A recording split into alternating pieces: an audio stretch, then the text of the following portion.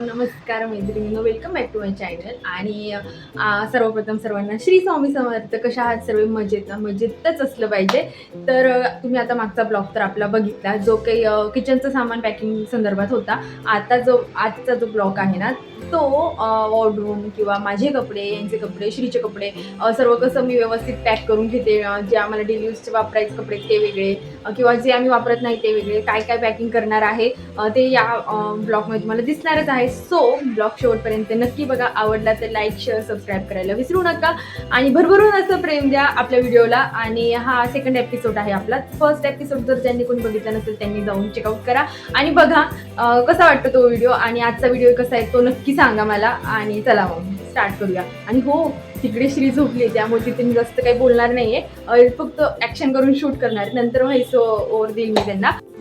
आता बघा, हे कपाट आहे माझं आणि यांचं, म्हणजे श्रीच्या पप्पांचं. वरती श्रीच्या पप्पांचे कपडे असतात आणि खाली माझे साड्या किंवा टॉवेल्स वगैरे असतात. आणि खाली आमच्या दोघांचे डेली यूजचे कपडे, आणि त्या खाली ना इस्त्रीचे आणि प्लस माझी ज्वेलरी.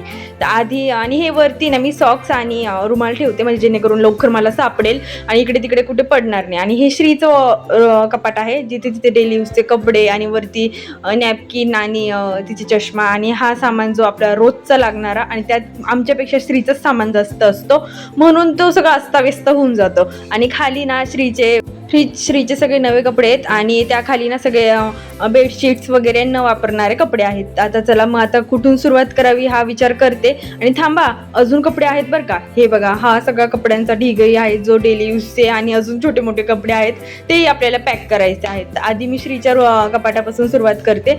तर आता तिचा युनिफॉर्म मी साईडला काढून ठेवते, कारण 4-5 दिवस ऑलरेडी अजून शाळा आहे आणि त्यानंतर आम्ही गावी जाणार आहोत. म्हणून म्हटलं की युनिफॉर्म सापडायला पाहिजे लगेचच, म्हणून तो वरती ठेवते आणि वरच्याच बॅगमध्ये ठेवणार आहे, जेणेकरून हे कपडे जरी माझ्याकडून लावून नाही झाले तिथे गेल्यावर तरी तो युनिफॉर्म वगैरे मला लगेच सापडेल. आणि सगळा सामान आधी काढून घेते, सर्व खाली ठेवून घेते आणि मग तो मी भरायला सुरुवात करेल, म्हणजे मला इझी होईल. सारखं उठबस होणार नाही.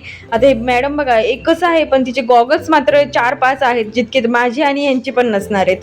आणि त्यानंतर तिचे खालचे कपडे काढून घेते, म्हणजे सगळे नवे कपडे किंवा जे आम्ही कधीतरी बाहेर जातो तेव्हा घालतो ते कपडे पण मी तिला एकदमच खाली काढून ठेवते आणि मग ते बॅगमध्ये भरेल. आता एक बॅग करून घेतली श्रीची. आणि बघा, 1 2 3 4 5 6 7 गड्डी, 1 2 3 4 5 6 आणि आता ही 7वी गड्डी तयार होते. पण तरी कार्यक्रम वगैरे असेल, कुठे जायचे असेल तर आपल्याला असं होतं की नाही, मुलांना कपडेच नाहीत आणि आपण परत नवीन नवीन कपडे घेत राहतो. तुमचंही असं होतं का? कमेंट्समध्ये मला नक्की सांगा. आता ही बॅग तर ना श्रीचीच पूर्ण भरून होणार आहे असं वाटतंय, कारण की त्यात माझं एखादा टी शर्ट पण ॲड होणार नाहीये. तशी श्रीची बॅग पूर्ण भरून झाली. आणि आता ही जी बॅग आहे ना, ह्या बॅगमध्ये मी फक्त आंघोळीचे कपडे असतात ना तेच भरलेले आहेत. आणि त्यात मी रुमाल पण टाकून घेते, म्हणजे ऐनवेळी तिथे गेल्यावर आमची धावपळ होणार नाही आणि लगेच मला कपडे सापडतील माझ्या हातेशी. आणि मग ही बॅग झाल्यानंतर ना हे डेली यूजचे कपडे आहेत जे माझे आहेत, आणि तेही मी घड्या करून व्यवस्थित भरून घेते. हे कपडे मी वरच्यावरच ठेवणार आहेत, म्हणजे मला तिथे गेल्यावर व्यवस्थित सापडणार. म्हटलं चला आधी हे पण व्यवस्थित करून घड्या करून ठेवून घेऊत. आणि मग ते कपडे मी साईडला केले. आणि ही जी बॅग आहे ना, याच्यात सगळे श्रीच्या पप्पांचे टी शर्ट्स आणि नाईट्स पॅन्ट भरले आणि ती बॅग फुल होऊन गेली. माझ्या कपड्यांना तर जागाच नाहीये. तर एवढे आता आपल्या बॅग्स पॅक होऊन गेलेत आणि हे कपडे अजून तिथेच पडलेले आहेत. आता ना त्यांच्या ऑफिसचे कपडे ते मी काढून घेते एकदा खाली आणि ते भरून घेते. आणि मग नंतर बघते माझ्या कपड्यांसाठी कुठे जागा भेटते का, कारण खूपच फुल होऊन जात आहे बॅगा. आणि ऐनवेळी आपल्याला खरंच असं वाटतं की आपल्याकडे काहीच कपडे नाही आहेत, पण जेव्हा आपण कपाट रिकामं करायला घेतो ना तेव्हा समजतं की बापरे किती हे कपडे. आता त्यांच्या ऑफिसचे कपडे ना मी आमच्या गावी जातात ना त्या बॅगमध्ये भरून घेते, म्हणजे त्यांची इस्त्री खराब होणार नाही. आणि जर त्या रूमवर गेलो आणि 3-4 दिवस त्यांनाही ऑफिस करावं लागणार आहे, म्हणजे हे कपडेही मला लगेच सापडतील. इथेच त्यांचं ऑफिसचे रुमाल किंवा त्यांचं बेल्ट्स वगैरे ते मी सगळं त्याच बॅगेत ठेवलं. आणि जेमतेम त्या बॅगेमध्ये थोडी जागा भेटली आणि त्यात मी माझे डेली यूजचे कपडे ठेवले. आता मी माझ्या साड्या आणि काही ड्रेसेस खाली काढून ठेवल्या आणि आता ते भरण्याची तयारी. पण आता एकही बॅग माझी रिकामी नाही आहे, तर असो आपण बाया कशा ते ॲडजस्ट करून घेऊ शकतो किंवा मॅनेज करू शकतो. तशी मी ह्या जम्बो पिशवीमध्ये माझ्या साड्या आणि ड्रेसेस भरून घेतल्या. आता बघू बाकीचं सामान कशात भरायचं ते. आणि ना त्याच्यात धूळ जाऊ नये किंवा त्या साड्या खराब होऊ नये, घाण जाऊ नये, म्हणून मी एक खराब कपडा आहे त्याच्यावर अंथरून घेतला, जेणेकरून धूळमध्ये जाणार नाही. आणि बघा, आपण कपडे कशातही ठेवू शकतो, पण ज्वेलरी ज्वेलरीसाठी नो कॉम्प्रोमाइज. ज्वेलरी आपला मेकअपचं सामान आपण अगदी व्यवस्थितच ठेवू आणि त्यासाठी आपण चांगलीच बॅग घेऊ.